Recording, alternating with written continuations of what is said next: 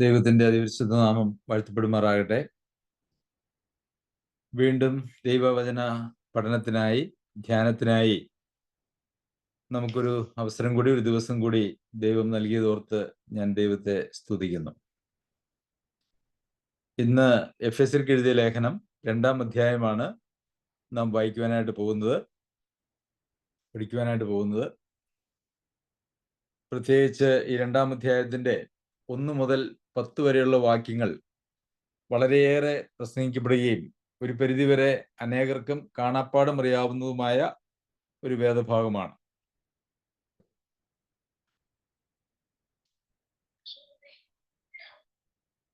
നമ്മുടെ രക്ഷ, നമ്മുടെ പഴയകാല ജീവിതം എങ്ങനെയായിരുന്നു തുടങ്ങിയതായിട്ടുള്ള കാര്യങ്ങളൊക്കെ നമുക്ക് ഈ ഒരു വേദഭാഗത്ത് കാണുവാനായിട്ട് സാധിക്കും.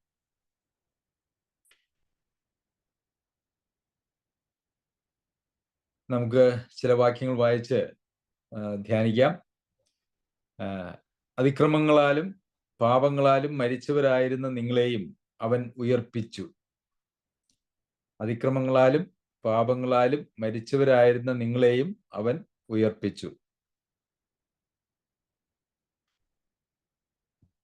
ഇവിടെ എഫെസോസിലെ വിശ്വാസികളെ സംബന്ധിച്ച് പറയുന്നത് അവര് മരിച്ചവരായിരുന്നു എന്നാണ്. എന്തുകൊണ്ടാണ് അവരെ കുറിച്ച് അങ്ങനെ മരിച്ചവരായിരുന്നു എന്ന് പറയുന്നത്? കൊലോസ്യർക്ക് എഴുതിയ ലേഖനത്തിലും ഇതിനോട് സമാനമായിട്ടുള്ള ഒരു വേദഭാഗമുണ്ട്. അതിക്രമത്തിലും നിങ്ങളുടെ ജഡത്തിന്റെ അഗ്രചർമ്മത്തിലും മരിച്ചവരായിരുന്ന നിങ്ങളെയും അവൻ അവനോടുകൂടി ജീവിപ്പിച്ചു.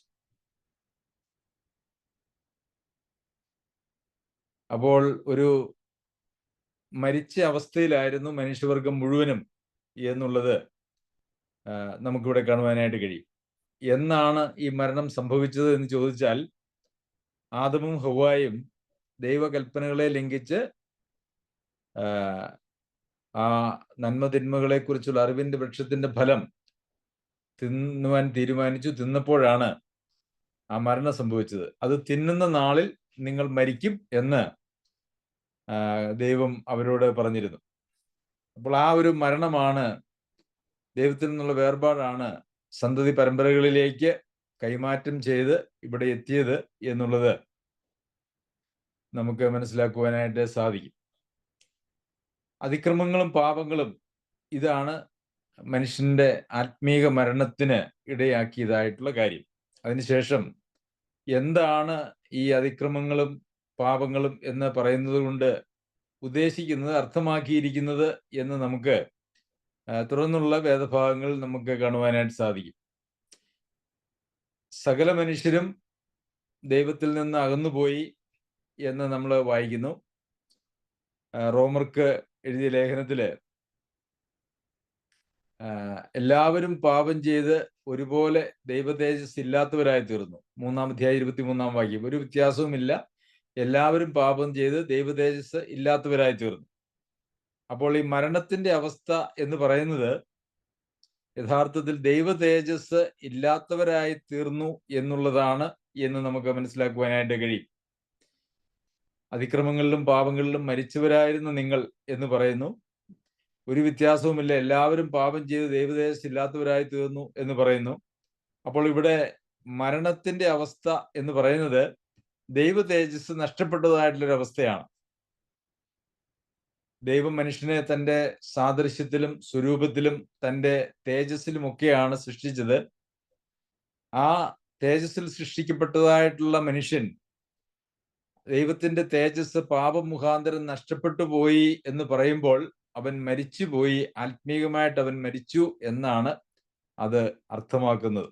അതുകൊണ്ടാണ് നമ്മൾ ഈ മരിച്ചവരായിരുന്ന നിങ്ങളെയും എന്ന് പറയുമ്പോൾ എല്ലാവരും ജീവിച്ചിരിക്കുന്ന ആളുകളാണ്. ശാരീരികമായിട്ടുള്ള ജീവൻ, പ്രാണൻ അവരിലുണ്ട്, അവരിൽ നേരത്തെ ഉണ്ടായിരുന്നു എന്നുള്ളതൊക്കെ നമുക്കറിയാമല്ലോ. അപ്പോൾ മരിച്ചുപോയി എന്ന് പറയുമ്പോൾ അത് അർത്ഥമാക്കിയിരിക്കുന്നത് ദൈവ തേജസ് നഷ്ടപ്പെട്ടവരായി തീർന്നു എന്നുള്ളതാണ്. കർത്താവായ യേശുക്രിസ്തു മുഖാന്തരം ഈ ദൈവ തേജസ് നമുക്ക് തിരികെ ലഭിക്കുകയാണ് ചെയ്യുന്നത്. റോമർക്ക് എഴുതിയ ലേഖനം പഠിച്ചപ്പോൾ നാം ആ കാര്യം വളരെ വിശദമായിട്ട് പഠിക്കുകയുണ്ടായി. യഥാർത്ഥത്തിൽ വീണ്ടും ജനനം വീണ്ടും ജനനം, മരണം എന്നൊക്കെ പറയുന്നത് ദൈവതേജസ്സിലേക്കുള്ളതായ ഒരു മടങ്ങിവരവാണ് എന്ന് നമുക്ക് മനസ്സിലാക്കേണ്ടതായിട്ടുണ്ട്. ദൈവതേജസ്സിലേക്കുള്ളൊരു മടങ്ങിവരവാണ് യഥാർത്ഥത്തിൽ ഈ മരിച്ച വ്യക്തികൾ ജീവിപ്പിക്കുന്നു എന്ന് പറയുന്നത് കൊണ്ട് അർത്ഥമാക്കിയിരിക്കുന്നു. ഇവിടെ മരിച്ചവരായിരുന്ന നിങ്ങളെയും അവൻ ഉയർപ്പിച്ചു എന്ന് നമ്മൾ വായിക്കുന്നുണ്ട്. ഈ മരിച്ചതായിട്ടുള്ള ആളുകളെ എന്ത് ചെയ്തു എന്നുള്ളതിനെ കുറിച്ച് ഈ 10 വരെയുള്ള വാക്യങ്ങൾ വായിച്ചാൽ 4 കാര്യങ്ങൾ അതിനകത്ത് രേഖപ്പെടുത്തിയിരിക്കുന്നത് നമുക്ക് കാണാനായിട്ട് കഴിയും. ഒന്നാമത്തെ വാക്യത്തിൽ പാപങ്ങളാലും മരിച്ചവരായിരുന്ന നിങ്ങളെയും അവൻ ഉയർപ്പിച്ചു എന്ന് നമ്മൾ കാണുന്നു. അതിനുശേഷം 5-ാമത്തെ വാക്യത്തിൽ അതിക്രമങ്ങളാൽ മരിച്ചവരായിരുന്ന നമ്മെ ക്രിസ്തുവിനോടുകൂടെ ജീവിപ്പിച്ചു എന്ന് നാം കാണുന്നു. 3-ാമതായിട്ട് കൃപയാലല്ലോ വിശ്വാസം മൂലം നിങ്ങൾ രക്ഷിക്കപ്പെട്ടിരിക്കുന്നു, അതായത് രക്ഷിക്കപ്പെട്ടു അല്ലെങ്കിൽ രക്ഷിച്ചിരിക്കുന്നു എന്ന് നമ്മൾ വായിക്കുന്നു. 4-ാമതായിട്ട് 10-ാമത്തെ വാക്യത്തിൽ ക്രിസ്തുയേശുവിൽ സൃഷ്ടിക്കപ്പെട്ടു എന്ന് നമ്മൾ വായിക്കുന്നു. അപ്പോൾ ദൈവതേജസ് നഷ്ടപ്പെട്ടതായിട്ടുള്ള ആളുകൾക്ക് ദൈവം നൽകിയതായിട്ടുള്ള ആ വീണ്ടും ജനനം എന്ന് പറയുന്നത് 4 വാക്കുകളിലൂടെയാണ് ഈ 10 വാക്യങ്ങളിൽ അത് വിശദീകരിച്ചിരിക്കുന്നത്. ആദ്യമായിട്ട് ഉയർപ്പിച്ചു, രണ്ടാമതായിട്ട് ജീവിപ്പിച്ചു, 3-ാമതായിട്ട് രക്ഷിച്ചു, 4-ാമതായിട്ട് സൃഷ്ടിച്ചു.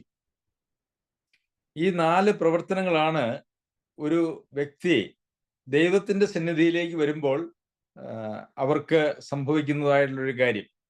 ഒരു മനുഷ്യൻ മരിച്ചു എന്ന് പറയുമ്പോൾ അവന് ജീവൻ കൊടുക്കുന്നതിനെയാണ് യഥാർത്ഥത്തിൽ ഉയർപ്പിക്കുക എന്ന് പറയുന്നത്. കർത്താവ് പലരെയും ഉയർപ്പിച്ചിട്ടുണ്ട്, അപ്പസ്തോലന്മാർ അങ്ങനെ ചെയ്തിട്ടുണ്ട്. കർത്താവ് ഉയർപ്പിച്ചപ്പോൾ മരിച്ച് മറഞ്ഞു പോയതായിട്ടുള്ള ആളുകളെ അവർക്ക് ജീവൻ കൊടുത്തു.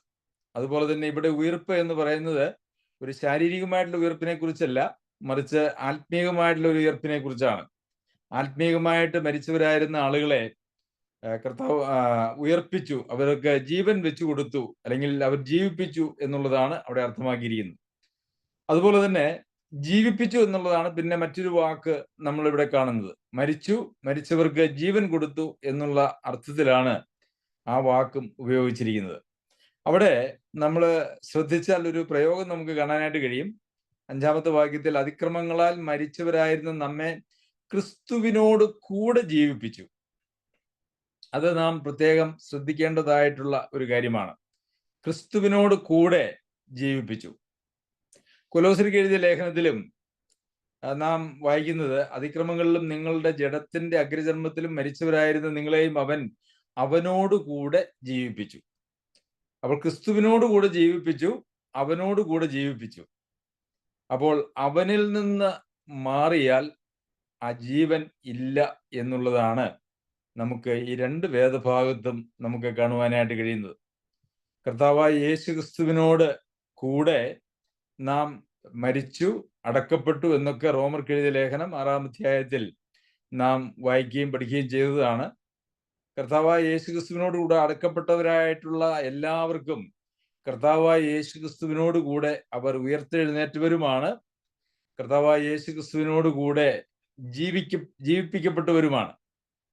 കർത്താവായ യേശു ക്രിസ്തുവിനോട് കൂടെ ജീവിപ്പിക്കപ്പെട്ടു എന്ന് പറയുമ്പോൾ കർത്താവായ യേശു ക്രിസ്തുവിൽ ആണ് നമ്മളുടെ ജീവൻ എന്ന് വളരെ വ്യക്തമായിട്ട് നമുക്ക് മനസ്സിലാക്കുവാനായിട്ട് സാധിക്കും. അത് സംബന്ധിച്ച് നാം പല പ്രാവശ്യം ചിന്തിച്ചിട്ടുള്ളതാണ്. നിത്യജീവൻ എന്ന് പറയുന്നത് യേശു ക്രിസ്തുവിൽ ഉള്ള ജീവനാണ്, യേശു ക്രിസ്തുവാണ്. അപ്പോൾ യേശു ക്രിസ്തുവിനോട് കൂടെയാണ് പിതാവ് നമ്മെ കാണുന്നത്, യേശു ക്രിസ്തുവിലൂടെയാണ്, അല്ലെങ്കിൽ യേശു ക്രിസ്തുവിൽ ആണ്. അങ്ങനെ കാണുമ്പോഴാണ് നമുക്ക് യേശു ക്രിസ്തുവിലുള്ള ജീവനെ പിതാവിനെ കാണുവാനായിട്ട് കഴിയുന്നത്. ക്രിസ്തുവിനോട് കൂടെയാണ് നമ്മെ ജീവിപ്പിച്ചിരിക്കുന്നത്. ക്രിസ്തുവിലുള്ള ജീവനാണ്, അതിന്റെ പങ്കാളിത്തമാണ് നമുക്ക് ലഭിച്ചിരിക്കുന്നത്. 3-ാമത് രക്ഷിച്ചിരിക്കുന്നു എന്ന് പറയുന്നത് യഥാർത്ഥത്തിൽ അവർക്ക് നിത്യമായ ഒരു ശിക്ഷയായിരുന്നു ഉണ്ടായിരുന്നത്, നിത്യമായ നാശമായിരുന്നു ഉണ്ടായിരുന്നത്.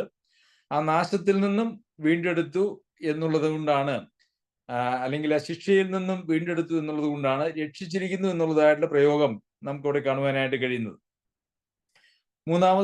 നാലാമത് സൃഷ്ടിക്കപ്പെട്ടവരാകുന്നു എന്ന് നമ്മൾ 10ാമത്തെ വാക്യത്തിൽ വായിക്കുന്നുണ്ട്. അപ്പോൾ ഒരു പുതിയ സൃഷ്ടി ആയിട്ട് മനുഷ്യൻ മാറുകയാണ് ചെയ്യുന്നത്. ഇതാ പഴയത് കഴിഞ്ഞുപോയി, ഇതാ പുതിയതായി തീർന്നിരിക്കുന്നു എന്ന് നമ്മൾ കൊരിന്ത്യർക്ക് എഴുതിയ ലേഖനത്തിൽ വായിക്കുന്നുണ്ട്. പഴയതെല്ലാം കഴിഞ്ഞുപോയി, പുതിയ ഒരു സൃഷ്ടിയാണ്. എന്തുകൊണ്ടാണ് കർത്താവായ യേശു ക്രിസ്തുവിന്റെ അടുക്കിലേക്ക് വരുന്നവരെ ഒരു പുതിയ സൃഷ്ടി എന്ന് പറയുന്നത്? കാരണം അവരുടെ പഴയ ഹൃദയത്തെ മാറ്റി പുതിയൊരു ഹൃദയം അവർക്ക് കൊടുക്കുന്നു. പഴയ ഒരു മാസ്റ്ററെ മാറ്റി പുതിയൊരു മാസ്റ്ററിനെ കൊടുക്കുന്നു. പഴയ ജീവിത ലക്ഷ്യങ്ങളെല്ലാം മാറി പുതിയ ജീവിത ലക്ഷ്യങ്ങൾ വരുന്നു. പഴയ ജീവിത വഴികളെല്ലാം മാറി പുതിയ ജീവിത വഴികൾ വരുന്നു. എല്ലാം പുതുതായി തീർന്നിരിക്കുന്നു. അതുകൊണ്ടാണ് ഒരു പുതിയ സൃഷ്ടി എന്ന് പറയുന്നത്. പ്രത്യേകിച്ച് ആ ഹൃദയത്തെ ദൈവം മാറ്റുന്നു. ഒരുപക്ഷെ നമ്മളുടെ മോഹങ്ങൾ കൊണ്ടും ലോകത്തിന്റെ മോഹങ്ങൾ കൊണ്ടും ഒക്കെ നിറഞ്ഞിരുന്നതായിട്ടുള്ള ഒരു ഹൃദയത്തെ ദൈവത്തിന്റെ ഒരു ആലയമാക്കി ദൈവം വസിക്കുന്ന ഒരു അതിവിശുദ്ധ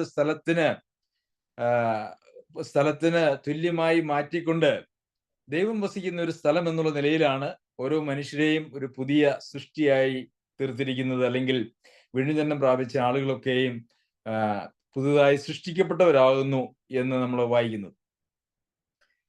ശരി, അപ്പോൾ ഉയർപ്പിച്ചു, ക്രിസ്തുവിനോട് കൂടെ ജീവിപ്പിച്ചു, രക്ഷിച്ചു, സൃഷ്ടിച്ചു. ഈ വാക്കുകളൊക്കെയും വളരെ പ്രാധാന്യമുള്ളതായിട്ടുള്ള വാക്കുകളാണ്.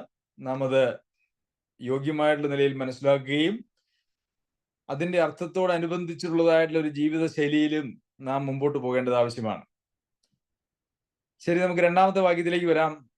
അവയിൽ നിങ്ങൾ മുമ്പേ ഈ ലോകത്തിന്റെ കാലഗതിയെയും ആകാശത്തിലെ അധികാരത്തിനും അനുസരണക്കേടിന്റെ മക്കളിൽ ഇപ്പോൾ വ്യാപരിക്കുന്ന ആത്മാവിനും അധിപതിയായവനെയും അനുസരിച്ച് നടന്നു.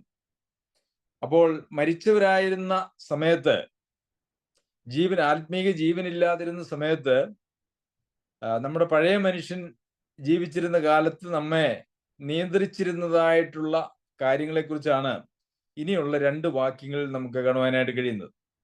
ആദ്യത്തേത്, അവയിൽ നിങ്ങൾ മുമ്പേ ഈ ലോകത്തിന്റെ കാലഗതിയെ. അപ്പോൾ ഈ ലോകത്തിന് ഒരു കാലഗതിയുണ്ട് എന്ന് നമുക്കറിയാം. എന്താണ് ലോകത്തിന്റെ കാലഗതി എന്ന് പറയുന്നത്? ലോകം എന്ന് പറഞ്ഞാൽ എന്താണ് എന്നുള്ളത് നമ്മൾ യോഹന്നാൻ എഴുതിയ 1ാമത്തെ ലേഖനം 2ാം അധ്യായത്തില് 16ാം വാക്യത്തിൽ നമ്മൾ അതിനെക്കുറിച്ച് ചിന്തിച്ചിട്ടുണ്ട്. ജഡമോഹം, കൺമോഹം, ജീവനത്തിന്റെ പ്രതാപം, ഇങ്ങനെ ലോകത്തിലുള്ളതെല്ലാം പിതാവിൽ നിന്നല്ല ലോകത്തിൽ നിന്നത്രേ ആകുന്നു.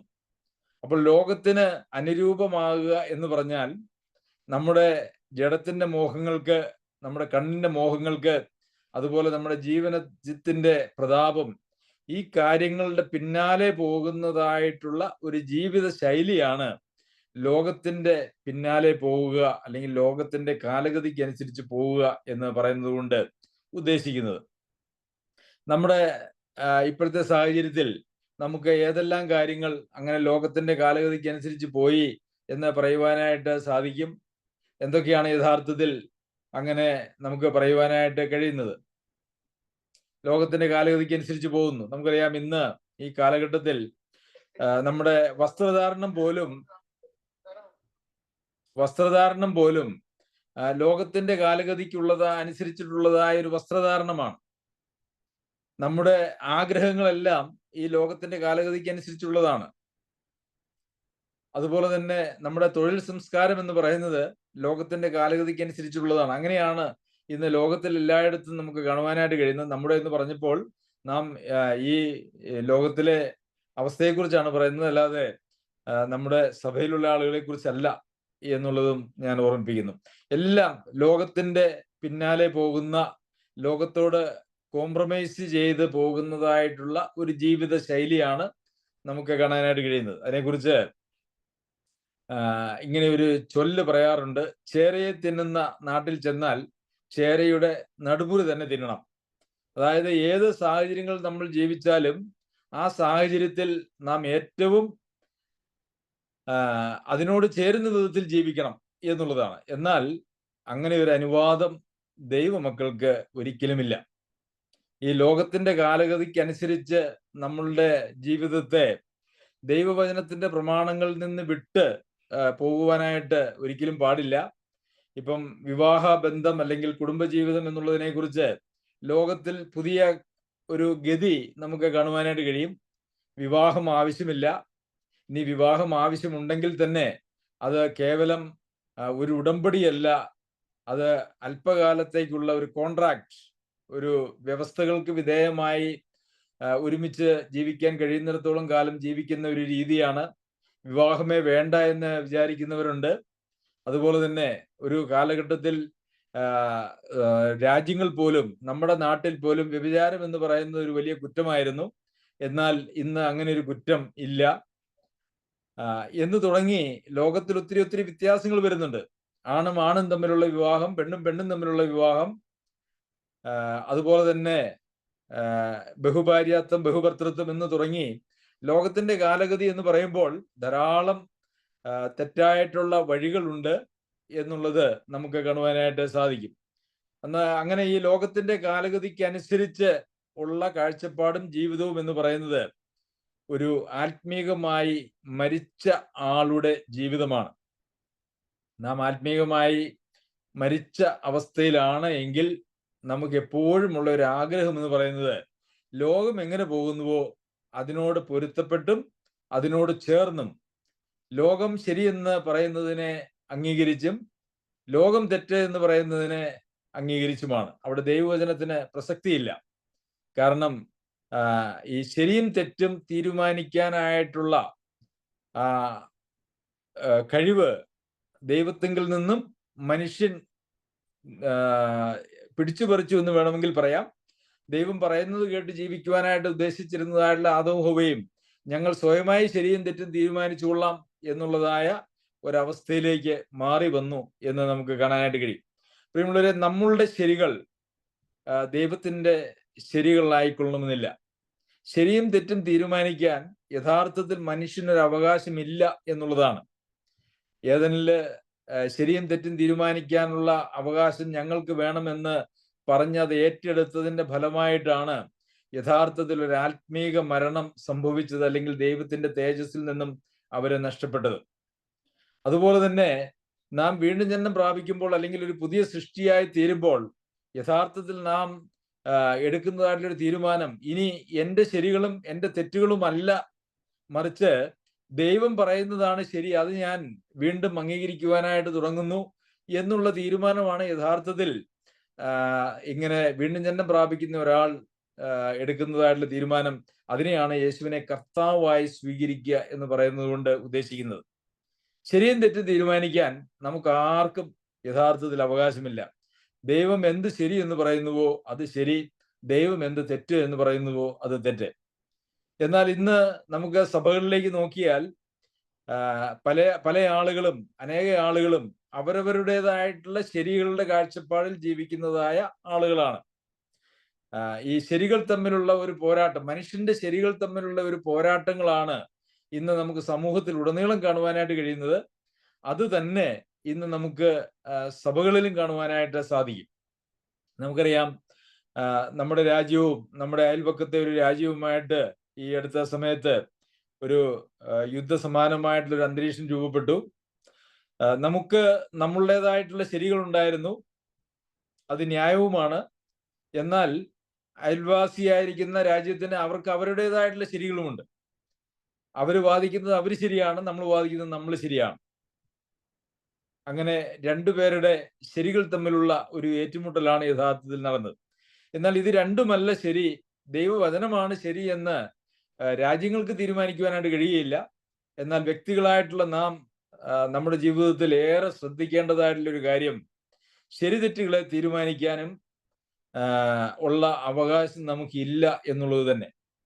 സകല മനുഷ്യരും രക്ഷിക്കപ്പെടുവാനും സത്യത്തിന്റെ പരിജ്ഞാനത്തിലെത്തുവാനും ദൈവം ആഗ്രഹിക്കുന്നു നമ്മൾ വായിക്കുന്നുണ്ട്. ഈ സത്യത്തിന്റെ പരിജ്ഞാനത്തിലെത്തുമ്പോൾ യഥാർത്ഥത്തിൽ വഴിയും സത്യവും ജീവനുമായിരിക്കുന്ന കർത്താവായ യേശു ക്രിസ്തു എന്ത് ആണോ ചിന്തിക്കുന്നത്, ആ ക്രിസ്തുവിന്റെ ഇഷ്ടം എന്താണോ അത് തന്നെ നമ്മുടെ ഇഷ്ടമായി തീരുന്നതായിട്ടുള്ള ഒരവസ്ഥയിലേക്ക് നാം എത്തിച്ചേരുകയാണ് ചെയ്യുന്നത്. അപ്പോൾ ക്രിസ്തുവാണ് ശരി, ക്രിസ്തുവാണ് സത്യം, അവനിലാണ് സത്യം, അവനാണ് സത്യം. അവനോട് അനുരൂപപ്പെടുന്നതായിട്ടുള്ള ആളുകൾക്ക് മാത്രമേ ആ സത്യത്തിന്റെ പരിജ്ഞാനത്തിലെത്തുവാൻ, അല്ലെങ്കിൽ ക്രിസ്തുവിന്റെ പരിജ്ഞാനത്തിൽ, നമ്മൾ ഇന്നലെ ഇതിനെക്കുറിച്ച് ചിന്തിക്കുകയുണ്ടായി, ക്രിസ്തുവിന്റെ പരിജ്ഞാനത്തിൽ എത്തുവാനായിട്ട് സാധിക്കുകയുള്ളൂ. അപ്പോൾ ലോകത്തിന്റെ കാലഗതിക്കനുസരിച്ച് നാം പോകുമ്പോൾ ഈ ശരിതെറ്റുകൾ എന്ന് തീരുമാനിക്കുന്നത് അത് നമ്മളായി തീരുന്നു, അല്ലെങ്കിൽ നമ്മുടെ ചുറ്റുപാടുമുള്ള ആളുകളോ പ്രസ്ഥാനങ്ങളോ ആയിട്ട് അത് മാറുന്നു എന്നുള്ളതാണ് ഒരു യാഥാർത്ഥ്യം. പിന്നെ രണ്ടാമതായിട്ട് നമുക്കവിടെ കാണാനായിട്ട് കഴിയുന്നത്, ഈ ലോകത്തിന്റെ കാലഗതി, രണ്ടാമത് ആകാശത്തിലെ അധികാരത്തിനും അനുസരണക്കേടിന്റെ മക്കളിൽ ഇപ്പോൾ വ്യാപരിക്കുന്ന ആത്മാവിനും അധിപതിയായവനെയും അനുസരിച്ച് നടന്നു. അപ്പോൾ കാലഗതിയെ അനുസരിച്ച് നടന്നു. രണ്ടാമതായിട്ട് വേറൊരു ആത്മാവിനെ അനുസരിച്ച് നടന്നു, അല്ലെങ്കിൽ ആത്മാക്കൾക്ക് അധിപതിയായവനെ അനുസരിച്ച് നടന്നു എന്നുള്ളതാണ്. അതും ഒരു യാഥാർത്ഥ്യമാണ്. അബ്രാഹാം ഞങ്ങൾക്ക് പിതാവായിട്ടുണ്ട് എന്ന് യഹൂദന്മാർ കർത്താവായ യേശുക്രിസ്തുവിന്റെ അടുക്കൽ പറഞ്ഞപ്പോൾ, നിങ്ങൾ പിശാച് എന്ന പിതാവിന്റെ മക്കളാണ് എന്ന് കർത്താവ് അവരോട് മറുപടി പറയുന്നത് നമുക്ക് കാണുവാനായിട്ട് കഴിയും. സാധാരണഗതിയിൽ മക്കൾ അമ്മയപ്പന്മാരെ അനുസരിച്ച് ജീവിക്കുക എന്നുള്ളതാണ് പ്രമാണം. ഇവിടെ ആർക്കാണോ നാം ആരെയാണോ നാം അനുസരിക്കുന്നത്, ആർക്കാണോ നാം വിധേയപ്പെട്ടിരിക്കുന്നത്, അവരാണ് നമ്മളുടെ പിതാവ് അല്ലെങ്കിൽ കർത്താവ്.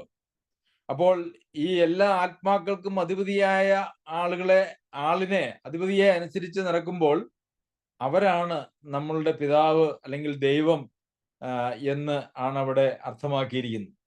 അപ്പോൾ അതുകൊണ്ട് ഇവിടെ നമുക്ക് കാണുവാനായിട്ട് കഴിയുന്നത്, ഒരു പിശാചിന്റെ സ്വാധീനത്തിലും നിയന്ത്രണത്തിലും, അല്ലെങ്കിൽ പിശാച് വെച്ചിരിക്കുന്നതായിട്ടുള്ള ഒരു വഴിയിൽ അല്ലെങ്കിൽ മനുഷ്യരെ ജീവിച്ചു പോകുന്നു എന്നുള്ളതാണ്.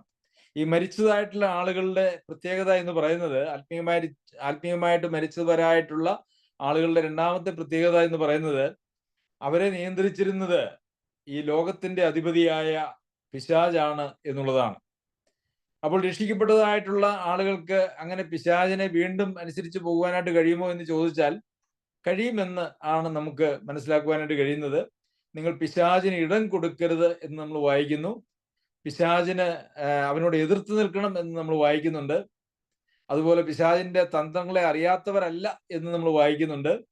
തിമോത്തിയോസിന് ലേഖനം എഴുതുമ്പോൾ അവിടെ പറഞ്ഞിരിക്കുന്നതായിട്ടുള്ള ഒരു വാക്യം എന്ന് പറയുന്നത് ഇപ്രകാരമാണ്: അവർ പിശാചിനാൽ പിടിപ്പെട്ട് കുടുങ്ങിയവരാകയാൽ, വിശ്വാസികളെ കുറിച്ചാണ് പറയുന്നത്, അവർ പിശാചിനാൽ പിടിപ്പെട്ട് കുടുങ്ങിയവരാകയാൽ സുബോധം പ്രാപിച്ച് ദൈവേഷം ചെയ്യുമോ എന്ന് വെച്ച് അവരെ സൗമ്യതയോടെ പഠിപ്പിക്കേണ്ടതുമാകുന്നു.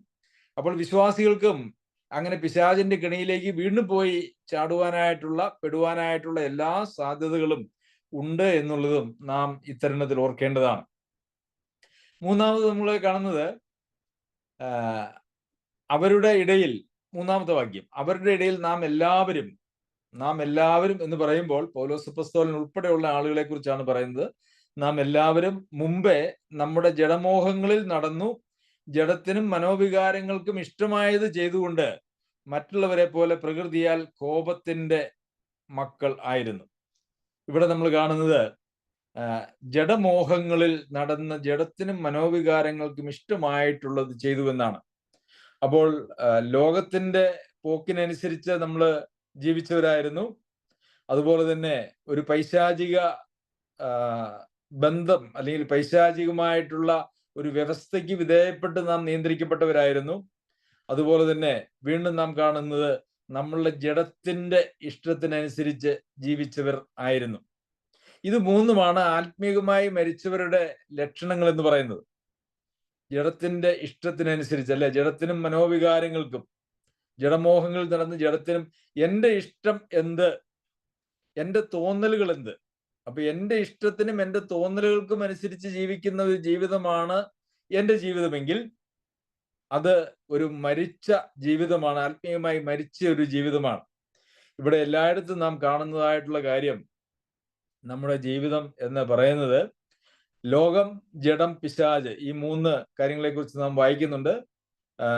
ആദം ഹവ്വമാരുടെ പാപത്തെക്കുറിച്ച് നാം വിശകലനം ചെയ്താലും അവിടെയും ഈ 3 കാര്യങ്ങളാണ് അവിടെ ഉണ്ടായിരുന്നത് എന്ന് നമുക്ക് കാണുവാനായിട്ട് കഴിയും.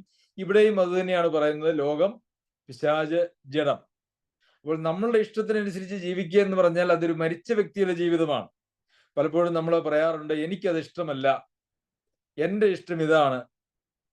നമുക്ക് അങ്ങനെ പ്രത്യേകിച്ച് ഒരു ഇഷ്ടത്തിനുള്ള യാതൊരു പ്രസക്തിയും ഇല്ല എന്നുള്ളതാണ് യാഥാർത്ഥ്യം. ദൈവമക്കളായിരിക്കുന്ന നമുക്ക് ദൈവത്തിന്റെ ഇഷ്ടമല്ലാതെ എൻ്റെ ഇഷ്ടം എന്ന് പറയുന്നതായിട്ടുള്ള ഒരു ഇഷ്ടത്തിന് പ്രസക്തിയില്ല.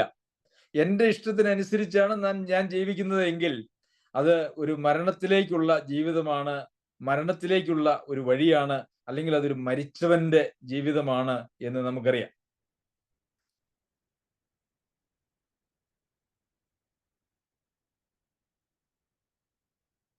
പ്രിയമുള്ളവരെ, നമ്മുടെ ജീവിതത്തെ നാം ഒന്ന് പരിശോധിക്കേണ്ടത് ആവശ്യമാണ്. ഇവിടെ ഈ 3 വാക്യങ്ങളിലും ഉപയോഗിച്ചിരിക്കുന്ന ഒരു പദത്തിലേക്ക് നിങ്ങളുടെ ശ്രദ്ധയെ ഞാൻ തിരിക്കുവാനായിട്ട് ആഗ്രഹിക്കുന്നു. 2-ാമത്തെ വാക്യത്തിൽ അവയിൽ നിങ്ങൾ മുമ്പേ ഈ ലോകത്തിന്റെ കാലഗതിയെയും ആകാശത്തിന്റെ അധികാരത്തിനും എന്നാണ് പറയുന്നത്. എന്ന് വെച്ചാൽ ഇപ്പോൾ നിങ്ങൾ അങ്ങനെയല്ല എന്നാണ് ഇവിടെ അർത്ഥമാക്കിയിരിക്കുന്നത്. അതുപോലെ തന്നെ 3-ാമത്തെ വാക്യത്തിലും അവരുടെ ഇടയിൽ നാം എല്ലാവരും മുമ്പേ നമ്മുടെ ജഡമോഹങ്ങളിൽ നടന്നും ജഡത്തിനും മനോവികാരങ്ങൾക്കും ഇഷ്ടമായിട്ടുള്ളത് ചെയ്തുകൊണ്ട് മറ്റുള്ളവരെ പോലെ പ്രകൃതിയാൽ കോപത്തിന്റെ മക്കളായിരുന്നു. അപ്പോൾ ഇതെല്ലാം അവരുടെ ഒരു ചരിത്ര വസ്തുതയായിട്ടാണ് ഇവിടെ രേഖപ്പെടുത്തിയിരിക്കുന്നത്. അതല്ലാതെ അവരുടെ ഇപ്പോഴത്തെ ജീവിതത്തെക്കുറിച്ച് അല്ല. അപ്പോൾ നമ്മെ സംബന്ധിച്ചും നാം വീണ്ടും ജനിക്കപ്പെട്ടവരാണ്, അല്ലെങ്കിൽ രക്ഷിക്കപ്പെട്ടവരാണ്, അല്ലെങ്കിൽ ദൈവത്തിന്റെ മക്കളാണ്, ക്രിസ്തുവിനോട് കൂടി ഉയർത്തെഴുന്നേറ്റ ആളുകളാണ് എന്ന് നമ്മെക്കുറിച്ച് തന്നെ നാം അവകാശപ്പെടുന്നുവെങ്കിൽ നമുക്കും പറയുവാനായിട്ട് കഴിയണം, മുമ്പേ ഞാൻ ഈ ലോകത്തിന്റെ കാലഗതിക്ക് അനുസരിച്ച് ജീവിച്ച ഒരാളായിരുന്നു. നമുക്കറിയാം, ഓരോ കാലഘട്ടത്തിലും പുതിയ പുതിയ ഫാഷനുകൾ ഇങ്ങനെ വരാറുണ്ട്. പ്രത്യേകിച്ച് വസ്ത്രധാരണത്തിന്റെ കാര്യത്തിലും അതുപോലെ മറ്റ് ആടയാഭരണത്തിന്റെ കാര്യത്തിലൊക്കെ പുതിയ പുതിയ ഫാഷനുകൾ വരും. ഈ ഫാഷനൊക്കെ വർദ്ധിച്ചു പോകുമ്പോൾ പലപ്പോഴും ഈ വസ്ത്രധാരണത്തിന്റെ ഉപയോഗം പോലും, അതിന്റെ ലക്ഷ്യം പോലും നടക്കാത്ത വിധത്തിലുള്ള ഒരു അവസ്ഥയാണ് പലപ്പോഴും ഉണ്ടാകാറുള്ളത്. പ്രിയമുള്ളവരെ, നമ്മളുടെ വസ്ത്രധാരണം പോലും നമ്മളുടെ ആത്മീയതയെ കാണിക്കുന്നതാണ് എന്ന് ഞാൻ നിങ്ങളോട് പറയുവാനായിട്ട് ആഗ്രഹിക്കുന്നു. വസ്ത്രധാരണം, വസ്ത്രത്തെക്കുറിച്ചുള്ള നമ്മളുടെ പ്രിയം, നമ്മളുടെ വസ്ത്രധാരണത്തിന് നമ്മുടെ ലക്ഷ്യം എന്നുള്ളതൊക്കെ പലപ്പോഴും ഞാൻ ശ്രദ്ധിച്ചിട്ടുള്ളതായിട്ടുള്ള ഒരു കാര്യം, സഭയിൽ പോകുവാനായിട്ട് ഒരു പ്രത്യേക വസ്ത്രം, മാന്യമായിട്ടുള്ള വസ്ത്രം, എന്നാൽ മറ്റേ ജോലി സ്ഥലത്തോ മറ്റ് യാത്രയിലൊക്കെ പോകുമ്പോൾ ആളുകൾ വളരെ അയോഗ്യമായിട്ടുള്ള വസ്ത്രം ധരിച്ചു പോകുന്നതും ഞാൻ ശ്രദ്ധിച്ചിട്ടുണ്ട്. പ്രിയമുള്ളവരെ, ദൈവം നമ്മുടെ ഹൃദയത്തിൽ രാജാവായി വാഴുന്നു, കർത്താവായി വാഴുന്നുവെങ്കിൽ നാം എവിടെ പോയാലും നമ്മളുടെ വസ്ത്രധാരണ രീതി എല്ലായ്പ്പോഴും ദൈവഹിതപ്രകാരമുള്ളതും യോഗ്യവുമായിട്ടുള്ള വസ്ത്രധാരണ രീതിയായിരിക്കണം. അതല്ല എങ്കിൽ അതൊരു തികച്ചും ഒരു കപടമായ ഒരു കാര്യമാണ് എന്നുള്ളത് നമുക്ക് മനസ്സിലാക്കുവാനായിട്ട് സാധിക്കുമല്ലോ. അപ്പോൾ മുമ്പേ ഞാൻ നമ്മെ സംബന്ധിച്ചും പറയുവാനായിട്ട് നമുക്ക് കഴിയേണ്ടതായിട്ടുള്ള ഒരു കാര്യം, ഞാൻ മുമ്പേ ഈ ലോകത്തിന്റെ കാലഗതിക്ക് അനുസരിച്ച് ജീവിച്ചതായിരുന്നു, പക്ഷെ ഇപ്പോൾ അങ്ങനെയല്ല. പ്രിയമുള്ളവരെ, നമുക്ക് പറയുവാനായിട്ട് കഴിയുമോ? അതുപോലെ തന്നെ മുമ്പേ ഞാൻ ഒരു പിശാചിന്റെ നിയന്ത്രണത്തിലുള്ള ഈ ലോകത്തിന്റെ വ്യവസ്ഥിതികൾക്കനുസരിച്ച്, അല്ലെങ്കിൽ പിശാചിനാൽ നിയന്ത്രിക്കപ്പെടുന്ന ഒരു വ്യവസ്ഥിതിക്ക് അനുസരിച്ച് ഞാൻ ജീവിച്ചവനായിരുന്നു. ഇപ്പോൾ ഞാൻ അങ്ങനെയല്ല. അതുപോലെ തന്നെ നേരത്തെ മുമ്പേ ഞാൻ എൻ്റെ ഇഷ്ടങ്ങൾ, എൻ്റെ ജഡത്തിന്റെ ഇഷ്ടങ്ങൾ, എൻ്റെ വിചാരങ്ങൾ, ഇവിടെ അതിന് ഉപയോഗിച്ചിരിക്കുന്നതായിട്ടുള്ള വാക്ക് മനോവികാരങ്ങൾ എന്നാണ്. നമ്മളുടെ മനസ്സിന് ഉണ്ടാകുന്ന ചാഞ്ചല്യത്തിനനുസരിച്ച് ഓരോരോ തീരുമാനങ്ങൾ നാം എടുത്ത് നമ്മുടെ ഇഷ്ടം അനുസരിച്ച് ജീവിക്കുന്ന ഒരാളായിരുന്നു. എന്നാൽ ഞാനിപ്പോൾ അങ്ങനെയല്ല. അങ്ങനെ പറയാൻ കഴിയുന്നുവെങ്കിൽ മാത്രമേ നാം ക്രിസ്തുവിനോടുകൂടെ ജീവിപ്പിക്കപ്പെട്ടവരാണ്, ക്രിസ്തുവിനോടുകൂടെ ഉയർത്തെഴുന്നേൽക്കപ്പെട്ടവരാണ്, അതുപോലെ തന്നെ ഒരു പുതിയ സൃഷ്ടിയാണ്. അതല്ല എങ്കിൽ ഒരു രക്ഷിക്കപ്പെട്ടവരാണ് എന്ന് നമുക്ക് നമ്മെക്കുറിച്ച് തന്നെ പറയുവാനായിട്ട് കഴിയുള്ളൂ. നാം രക്ഷിക്കപ്പെട്ടവരെന്ന് അവകാശപ്പെടുകയും എന്നാൽ ഈ കാര്യങ്ങളിലെല്ലാം ലോകത്തിന്റെ കാലഗതിക്കനുസരിച്ച് പോകുന്നവരും പിശാചിന്റെ നിയന്ത്രണത്തിൽ ജീവിക്കുന്നവരും നമ്മളുടെ ഇഷ്ടത്തിനനുസരിച്ച് ജീവിക്കുന്നവരുമാണെങ്കിൽ അത് ഒരിക്കലും ശുഭമാകുകയില്ല. അതൊരിക്കലും ചേർച്ചയായ ഒരു കാര്യമല്ല. നമ്മളുടെ അവകാശവാദം അല്ലെങ്കിൽ നാം നമ്മെ തന്നെ തെറ്റായി ധരിപ്പിക്കുകയും ഒരു വലിയ നാശത്തിന്റെ വഴിയെ നാം പോവുകയുമാണ് ചെയ്യുന്നത് എന്നുള്ളതാണ് യാഥാർത്ഥ്യം. 5-ാമത്തെ വാക്യത്തിൽ അതിക്രമങ്ങളാൽ മരിച്ചവരായിരുന്ന, 1-ാമത്തെ വാക്യത്തിൽ അതിക്രമങ്ങളാലും പാപങ്ങളാലും മരിച്ചവരായിരുന്ന എന്ന് നമ്മൾ വായിക്കുന്നു. 5-ാമത്തെ വാക്യത്തിൽ അതിക്രമങ്ങളാൽ മരിച്ചവരായിരുന്ന നമ്മെ ക്രിസ്തുവിനോടുകൂടെ ജീവിപ്പിക്കുകയും ചെയ്തു എന്ന് നമ്മൾ വായിക്കുന്നുണ്ട്. അപ്പോൾ മരിച്ചവരായിരുന്നു, അല്ലെങ്കിൽ ദൈവത്തിന്റെ തേജസ് ഇല്ലാത്തവരായി തീർന്നു.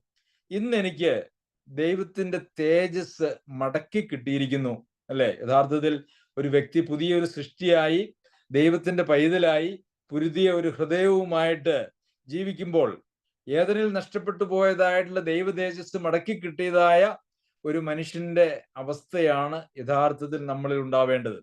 നമുക്കിത് പറയുവാൻ കഴിയുമോ? മുമ്പേ ദൈവ തേജസ് ഇല്ലാത്തവരായിട്ട് ഞാൻ ജീവിച്ചു, എന്നാൽ ഇന്ന് ദൈവത്തിന്റെ തേജസ് എന്നിൽ ഉണ്ട് എന്ന് പറയുവാനായിട്ട് കഴിയുമോ?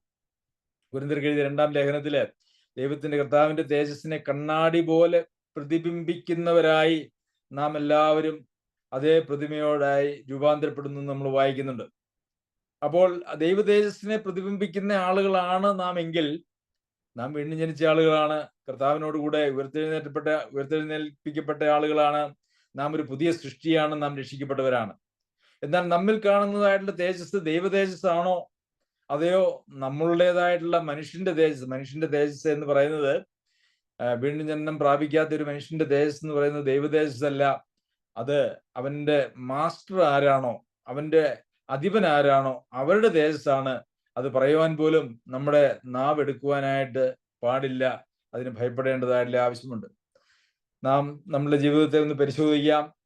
ഇന്ന് സഭകളിലൂടെ നാം ഒന്ന് കണ്ണോടിച്ചാൽ ഈ ദൈവ തേജസ്സിലേക്ക് മടങ്ങി വന്നതായിട്ടുള്ള ആളുകൾ വളരെ കുറവാണ് എന്ന് നമുക്ക് കാണുവാനായിട്ട് കഴിയും.